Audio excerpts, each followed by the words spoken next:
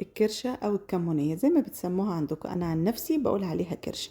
بعيدا عن طريقة غسيلها اللي أنا كنت منزله لكم بيها بوست قبل كده، بجيب الكرشة وأسلقها نص سلقة وبقطعها حتت صغيرة وبركنها على جنب.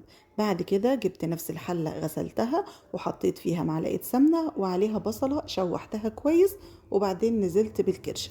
بعد ما تتشوح معاكي كده انزلي عليها بربع معلقة توم صغيرة، وبرضو قلبي لحد ما ريحته تطلع.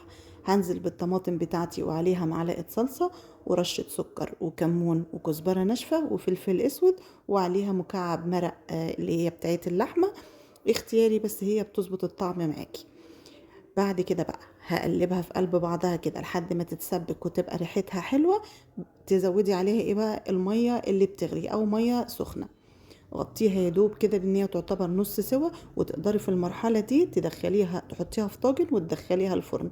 بس انا اكتفيت ان انا اعملها على البوتاجاز، ما حبيتش ان انا احمر وشها المره دي.